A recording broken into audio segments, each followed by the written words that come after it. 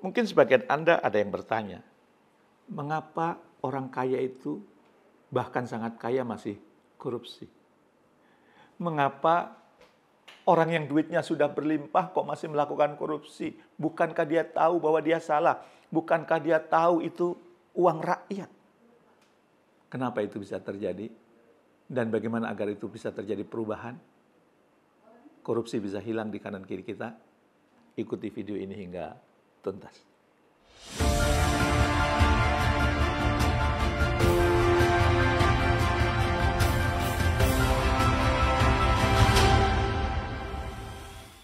Assalamualaikum warahmatullahi wabarakatuh. Saya Jamil Azzaini, selalu happy saat bisa berbagi inspirasi kepada banyak orang. Oke, mungkin sebagian dari Anda pernah bertanya dalam hati, mengapa orang tetap merokok padahal mereka tahu itu merusak paru-paru? Mengapa masih banyak yang buang sampah sembarangan padahal tahu itu merusak lingkungan dan bisa menimbulkan banjir?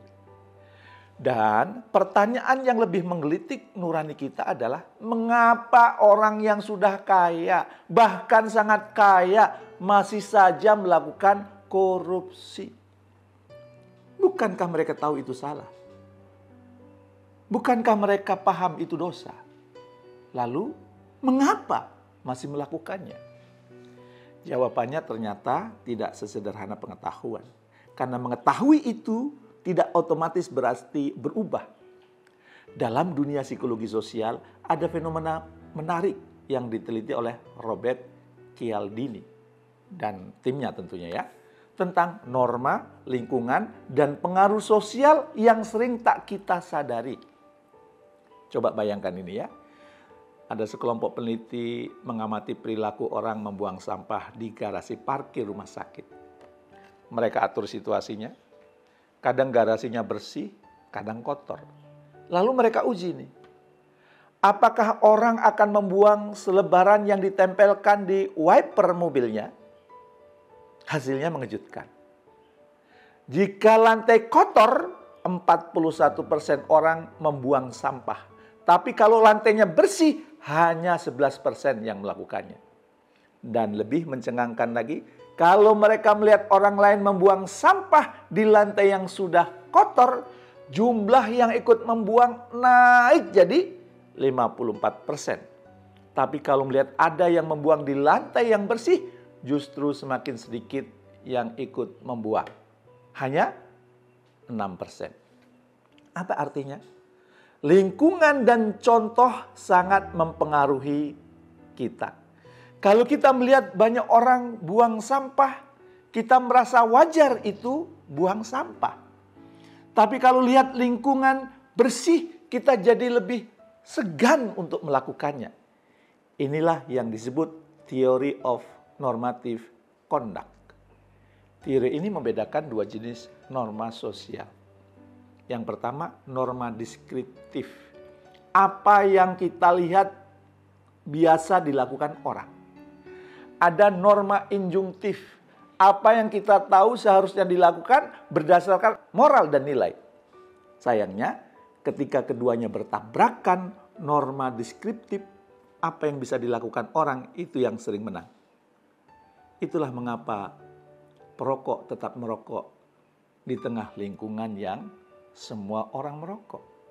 Meski tahu bahayanya. Dan koruptor tetap korupsi karena mereka melihat semua orang juga begitu. Semua orang juga korup. Bukan karena tidak tahu, tapi karena tidak sendirian. Saat norma deskriptif membenarkan, nurani norma bahkan agama pun bisa kalah. Ketika semua orang mencontek, orang baik pun ikut tergoda mencontek. Ketika semua menerima suap, orang jujur jadi minoritas yang disingkirkan. Tapi alhamdulillah ada harapan.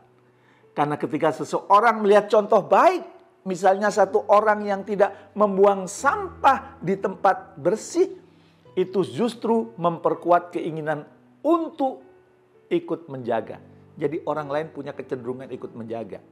Jadi kalau kita ingin perubahan, jangan cuma melarang, tapi tonjolkan bahwa kebiasaan baik itu umum dilakukan.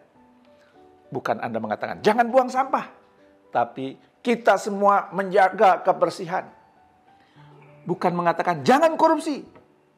Tapi mayoritas pejabat kita jujur, insya Allah korupsinya berkurang. Itulah mengapa lingkungan sangat menentukan. Bukan hanya karena tempatnya bersih, tapi karena orang-orangnya memancarkan standar nilai. Kalau ingin berhenti merokok, jangan hanya niat kuat, tapi pindah ke lingkungan yang tidak merokok. Kalau ingin hidup sehat, gabung komunitas yang memang saling mendukung dan menormalisasi hidup sehat. Kalau ingin bebas dari budaya korupsi, pastikan kita hidup dalam ekosistem yang menjunjung integritas di keluarga, di komunitas, di tempat kerja. Teori ini juga mengajarkan bahwa norma dari kelompok terdekat jauh lebih berpengaruh daripada tekanan massa. Kalau keluarga kita menanamkan kejujuran, efeknya lebih besar daripada 1000 spanduk anti korupsi. Dan disinilah kita punya peran. Bukan hanya sebagai individu, tapi sebagai penebar norma. Apa yang kita lakukan? Apa yang kita tunjukkan? Itu menjadi contoh bagi orang lain.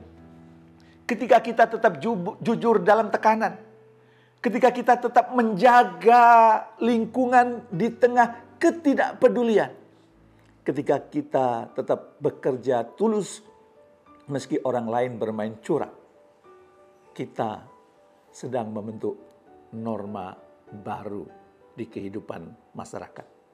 Karena perubahan besar dimulai dari satu orang yang berani berbeda, satu orang yang jadi teladan, dan satu lingkungan kecil yang menjaga nilai-nilai luhur. Jadi, kalau Anda bertanya, kenapa orang yang sudah kaya masih korupsi? Barangkali bukan karena dia butuh uang, tapi karena dia tidak punya lingkungan yang menjaga nurani. Tidak ada norma injungtif yang kuat. Tidak ada contoh yang dia hormati. Maka, mari kita mulai dari diri sendiri. Buatlah pilihan sadar. Pilih lingkungan yang sehat. Pilih teman yang memelihara nilai. Pilih komunitas yang mempermalukan kejahatan, bukan membenarkannya. Karena hidup bukan hanya soal tahu benar atau salah, tapi soal siapa yang ada di sekitar kita dan apa yang mereka lakukan. Bila kita ingin perubahan, jangan tunggu semuanya berubah. Jadilah titik awalnya. Sebab ketika satu orang berubah, lingkungan bisa ikut bergeser. Dan ketika lingkungan berubah, dunia pun bergerak. Jadi, tetaplah menjadi teladan. Bahkan ketika Anda minoritas. Karena nurani butuh keberanian dan kebaikan selalu dimulai dari yang berani menjadi beda. Mau? Semoga Anda mau. Anda menjadi penggerak perubahan. Anda menjadi teladan kebaikan buat orang-orang di sekitar Anda. Terima kasih. Assalamualaikum warahmatullahi wabarakatuh.